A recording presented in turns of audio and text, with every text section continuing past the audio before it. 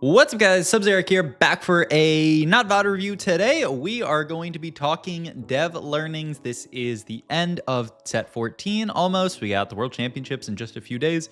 And so at the end of every set, Riot puts out these dev learning articles, which kind of go through all their wins of the set, the stuff that didn't go so well, and they usually have a few Easter eggs in here for the new set, some hints for set 15, and if you scroll a little bit, you can kind of already see they talk about in KO Coliseum, which is going to be the next set. I wanted to pull this thing up, which was this cool kind of like little I don't know, like trailer that they did for set 15. So I don't know, let's they show off some of the new champions. So yeah, we got Lee Sin, we got Ezreal. I love the aesthetic. Gwen, the Soul Fighter Gwen. Lux with those Star Guardian, right? That was Volibear. Who's that? I don't even know what champion that is, actually. I have no clue what that robot is. I don't know. I got to figure that out. What the heck? What is that? He's got a tail, 2 legs. I don't know what champion this is. Okay. But cool little teaser for the next set, which they are going to reveal at the end of Worlds. I got a VOD for you guys to watch as well while I yap because, you know, I don't just be sitting here highlighting stuff on the page. Feels boring. And I also have actually some exclusive information that's not actually exclusive, but it's from this Mort Dog video that if you guys haven't seen, let me pull up, I actually put the link in my my Discord just now. Mort Dog started posting these kind of walk the dogs, he calls them. It's basically like a Mort Dog podcast where he just goes on a daily walk and just talks about a lot of stuff. So this one, you know, he talked about some set 15 stuff, you know, meta, all this kind of stuff. So it's very, very cool, actually. So go give that a follow. They also have it on Spotify, actually, as like a podcast as well, if you're interested in that. But I was watching one and he gave a few kind of hints towards set 15 stuff. So I wanted to talk about that as well. But first, let's do the dev learnings article. So I'm just going to go down by the categories they have. Hacks is their first one. The idea of hacks. I mean, I think hacks landed pretty well. I think there were some really, really exciting hacks, stuff like the 1 versus 2 augment hack or the split or steal like gold thing. I think those were fantastic versions of hacks. And they said, you know, if they had more time, they would have like leaned more. Hey, boom, we have 1 versus 2 augment hack right here. Like, I think stuff like this does create really cool decisions in TFT, and TFT is at its best, especially with a set mechanic, when you are kind of forced to make more decisions. I think the best set mechanic that we've had in a long time, also I realized I turned my music off to play the thingy. The best set mechanic that we have had of all time was, I mean, augments, obviously. But after that, I really think was charms. Like, charms was a fantastic set mechanic because every single time you got a charm, you had to make a decision. Am I going to spend my gold? Or, you know, there's some that even cost life, right? It's been a while. But, you know, am I going to spend my hard-earned gold or potentially life on an effect? Or am I just going to greed? Am I going to roll for a different charm? It just opened up all these other opportunities for skill expression, for decision-making. And that's what hacks do to a lesser degree, right? There's some that are just like, you get extra resources. And I think they kind of realized that kind of, you know, set mechanic effect is pretty boring. A set mechanic that just says, here, you know, we gave you this loot orb that has a bunch of 1 costs in it. Like, what really is that? That's not very exciting as far as a set mechanic. And so my hope is they're learning from this is that, and I think it is, and they say, finding more ways to create choices that you don't typically have between A and B is beneficial for TFT in the long run. So I think that makes a lot of sense. You know, the best set mechanics are ones that just make you make more decisions. Kind of in tangentially related, loot distribution. We talked about how, you know, there are those, you know, silver, the giga silver orb that just gave you all the loot. Like, there was kind of weird situations this set where, you know, early on in the set, everyone was talking about inflation, about how it was so easy to go level 9. And then later in the set, we actually got the reverse where there were too few items in the set. So you were kind of forced to take item augments and you know, that was really scary. I think they've got to a point where we're pretty good here, where, you know, I'm pretty happy with the loot distribution right now. I don't feel like we have to, you know, I don't feel like everybody gets to go 9 just straight up for free, but I also feel like, you know, there's still, you know, it's not like you have too little loot either. So I think they actually ended up in a pretty good spot after kind of bouncing around this set. And so, yeah, they actually say, you know, we're now set up for a better average loot distribution. They also said, long term, we think lowering the variance in item distribution not only makes playing competitively more consistent, but also allows us to maintain the variance, bringing more fun, interesting places where you have more control. So maybe some small stuff with item distribution coming down. I mean, I do think, you know, my most frustrating games are games where you kind of like have one idea and then, you know, especially when you get a very low item start and then you go into Krugs and get like 3 or 4 item dropped, but they're all items like you've locked yourself into an 80 comp and then you get like rod tier cloak or something like that. You're like, what am I meant to do in this spot? I have to completely pivot ideas, and that kind of stuff is okay for TFT, but you know, sometimes you should be forced to pivot, but it feels so bad. Okay, the next one I do want to yap a bit about, which is reprints. They talked about how the main idea, like this set actually did have like a lot of reprints. Anybody who, you know, played this set early on realized, oh yeah, wow, like Zyra this set, it's basically Zyra from last set. Morgana this set, basically Morgana from last set. It's kind of weird that they just straight up reprinted those units. Apparently, their logic was that, and I think Mort talked about this in somewhere, or actually no, it's in this article, right? Yeah, their idea was a lot of new people are going to come to TFT from the Arcane set, and so we are going to make that a little bit easier for them by reprinting some of those units. I honestly, I mean, I get that that's their logic, but I think they kind of realized that logic doesn't make much sense. I think people really don't care that much. They don't really need to know, oh, Zyra this set's the same as Zyra last set. I feel like even new players, people who started in into the Arcane, are more excited by like, oh man, you know, like I think it's really cool when you have like, you know, Annie who will be like a tank in the past, and then, you know, this set she's like more of a carry, but she also summons Tibbers. Like I feel like as a new player that would excite me more to go from, you know, Zyra last set had this, you know, ability, and you know maybe where she throws out her vines, and you know maybe this set she like summons plants or something. I feel like that would be much cooler, and they realized that, so I think that's good information for the dev team.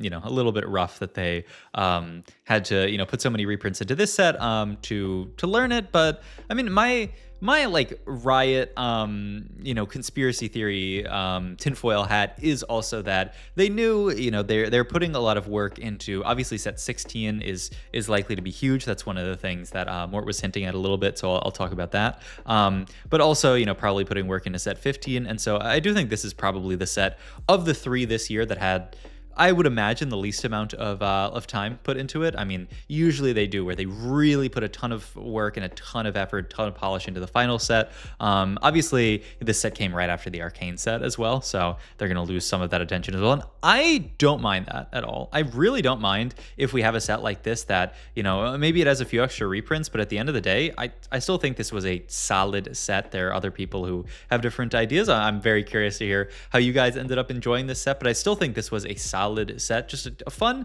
set of TFT. Really nothing too crazy. Double Gunblade, whoa. But yeah, nothing like, you know, mind shattering, but I got to play TFT and I like playing TFT, so I liked this set. All right, the next one actually is one I want to yap. Well, that's one where they give the biggest kind of potential hint for next set. Prismatic traits. They basically just say Prismatics, you know, it's fun to hit a Prismatic trait, to hit, you know, 10 Street Demon, something like that, 10 Anima. But the problem is if you get a Trainer Golem, if you get a one of the dummies with a Golem, it's far too easy to hit these. This is something that, I mean, I think is obvious to anybody. I remember the Project Mentor tournament for not this set but last set, the end of set tournament. We were playing checkmate format. It was really hype. We got to the final game, and then we see it was a learning TFT. I remember learning TFT because, I mean, that guy is he does content in his own right and has really good stuff. But learning TFT in that tournament, he started the game off with, it was Rebel at the time, right? Yeah, it was Rebel. He started the game off with a dummy with Rebel, and then he like got a Rebel spat from somewhere, and then we just literally knew like start of stage like 3 that the game was just over. And that was so boring, especially, you know, in checkmate where like whoever wins the game, I mean, is winning the entire tournament. So it's so boring if you just know from so early on that that person's going to win the game. And so, right, I'm very happy they said they hear that this is an issue. They said with KO Coliseum, we're trying something different. The way Prismatics activate will change and move away from just collecting a bunch of emblems. We'll talk more about this soon, but for now, we'll leave you with a note that that's always applicable. They basically say they're gonna try it out, and you know, if it doesn't work out, then they'll revert it. I'm really curious to see what this approach is. It's move away from just collecting a bunch of emblems. So I mean, there's a few things I could think of. I was reading like the Reddit response to this, and somebody floated, oh, maybe you have to have a certain number of like 3 stars of the comp, which I don't like that as an idea, because it then locks you. It doesn't really make any sense to me. The only thing that makes a lot of sense to me would be you have to be level 10 to activate a 10 trait, just straight up. If you aren't level 10, you can't activate a 10 trait, which I do think would be a really good solution for this. And you know, would fix the issue with trainer golem and things like that. So that's my prediction. We'll see what happens when we get to, you know, set 15. It's rapidly approaching. Literally, we're going to be on PBE in less than a week. So that's going to be very, very hype. But that's my assumption. We'll see if it ends up being right or not. Okay, next one, is the item overhaul. You know, they talked about this rework where they got rid of stuff like Gwinsu's. They had added the new Ornn items like Flicker Blade. They added like Styrax into the game. I honestly think is a pretty good rework, all things considered. Balance was a little meh. I mean, Styrax is just a broken item.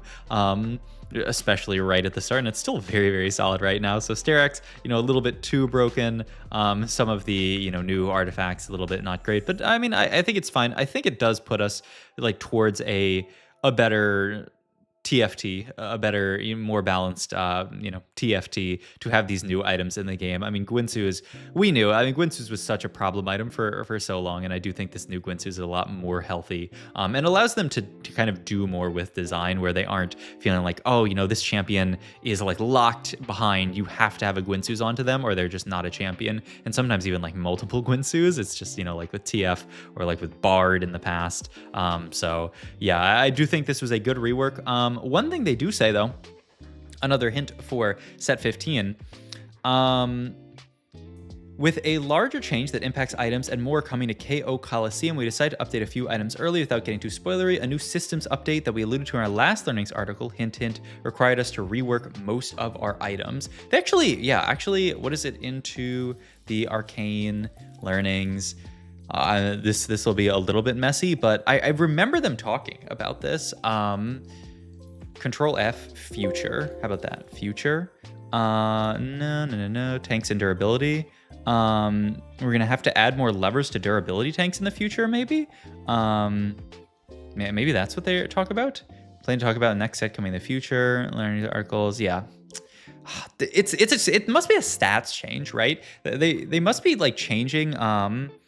Yeah, it might be more of like a durability change, or maybe they're changing how durability works. Probably, I mean, we must still have armor and magic resistant HP, like those have to exist, but maybe they're reworking kind of how durability works as a trait. They said most of their items, which is kind of interesting, because I mean, you would think, I mean, I guess the tank items are a lot of items, but it's kind of interesting. Okay, that's my idea. That's my bet based on them saying, calling back to this article, is that they're probably reworking how durability works. I mean, it's a very I don't know, opaque stat. I don't think it makes a lot of just kind of like intuitive sense to people.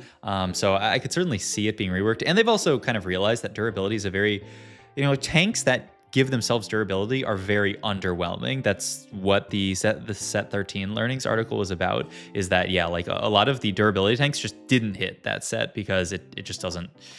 It's really awkward. If you take, you know, half of your HP and damage and then you get durability, well, then you're only getting durability on the second half of your HP. A shield, a heal, those obviously are always giving you basically the same kind of effect unless you're overhealing and things like that. So I don't know. I mean, I'm excited for that change. Yeah, Mort talked a little bit about the change as well. This is where I want to bring what Mort said in his video. He said, a big system change that's a long time coming. That's what he said, a big system change. So I don't know. I wonder if it's even something bigger. I mean, I feel like if we just said, you know, durability is calculated this way, that's not as like a quote unquote big system change. So I don't know. I'm trying to think what else it could be. We have these new items that that exist this way. Yeah, I don't know. There are going to be 3. You can put 3 items together. No, I don't think that makes any sense. I feel like it's a change to stats in general, like durability being reworked, maybe just damage being reworked in general. I mean, there's no way that like, I don't know, they're not gonna like get rid of a crit or something like that, make those things weird. It's probably damage amp and durability are getting changed in some way. Now how? Honestly, I don't have an answer. All right, and then is this the last section? Yeah, and then they have revival, but I don't care about that. Where they talk about 5 costs. I honestly think, yeah, this was one of the standout good things this set is the 5 costs were really, really exciting, really, really unique.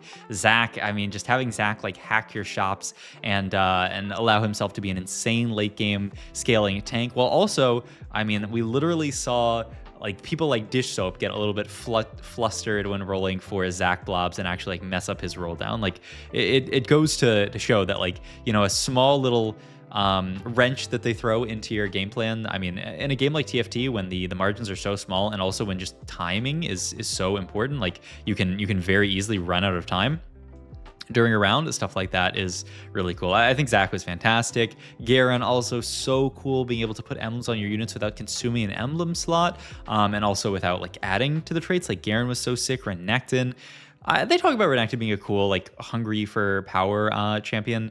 I mean, I think Renekton was kind of cool this set. I don't think he was like that crazy, but cool enough. Aurora, really cool. Jumping back to your bench, doing casting while on your bench, and also pulling a unit off. Urgot, kind of meh. And then, I mean, they like Urgot, but I don't know. Urgot never really farmed that much. It felt very different to me than like Tom Kench in the past, who, you know, would farm you all this gold, all these items and stuff like that. But still, Koboko, even they say, you know, they kind of messed up Koboko and they had to rework him. But I do think the spot Koboko landed by the end of the set was really nice. I think he was just a very solid, fun 5 cost to play around. And Samira as well. They kind of like say, you know, Samira not great, but Samira I think was fun as well. But especially in a set like this with so many cool 5 costs, like she did kind of get outshone, but I think she's a fantastic, just kind of generically cool 5 cost design. So shout out to Riot on the 5 cost design in this set. I think really, really nice. And I mean, I hope to see them, you know, have this level of kind of like creativity in future sets. I mean, you can only do so much, right? You can't like every single set have a completely mind-bending 5 cost that changes everything. But I think as long as they make them sufficiently flashy and then have like 1 or 2 that are like, whoa, like really cool, which, you know, I think the dev team's good enough. They can figure that out, then I think that's nice. Okay, and we're basically at the end of the VOD. I have a few things left from Mort's video. He said a couple of things that I thought were quite interesting to me. So he talked about the set theme and just said, he said the set theme is very charming.